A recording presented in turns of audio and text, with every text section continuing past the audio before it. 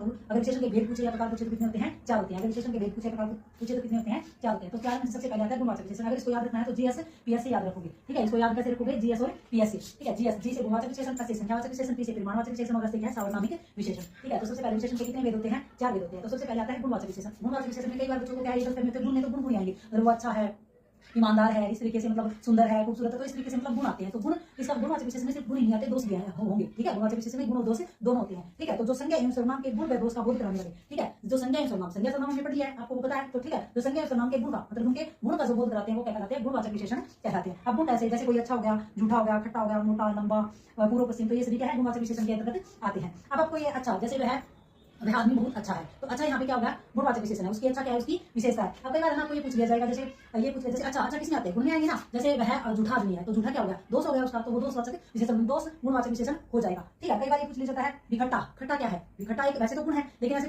स्पर्श करते हैं ना उसको, स्वाद के माध्यम से बताते हैं ये खट्टा है, ये मीठा है, तो वो क्या हो जाएगा? स्वाद बोधक। कई बार इनके नाम पूछ लिए जाते हैं, ठीक है। कंपटीशन एग्जाम में जब आप जाते हो उसमें, ठीक है, नाम पूछ लिया, अलग नाम दे दिए जाते हैं। जैसे गुणवाचक विशेषण ना देखिए, स्वाद बोधक विशेषण ऐसे बोल देते हैं, ठीक है। तो याद रखोगे खट्टा किसमें आएगा? फिर स्वाद बोधक विशेषण में आता है।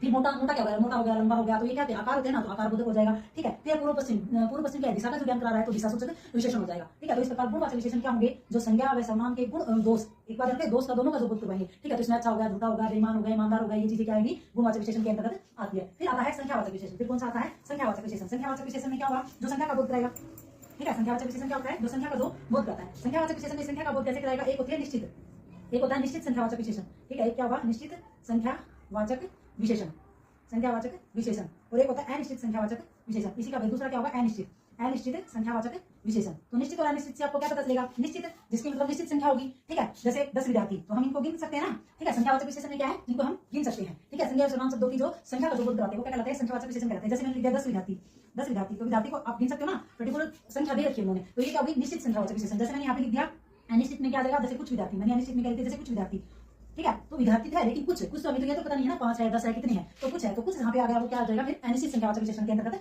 आ जाएगा, ठीक है। जैसे कुछ आम, जैसे मैंने यहाँ पे दिया क्या? कुछ आम, तो कुछ आम, तो हमें ये तो पता नहीं है 1 है, 2 है, 4 है, 6 है, तो ये कुछ आम किसमें आ जाएंगे? अनिश्चित संख्यावाचक विशेषण में आ जाएंगे। जैसे मैंने यहाँ पे लिख दिया ना 10 आम, तो यहाँ पे क्या है?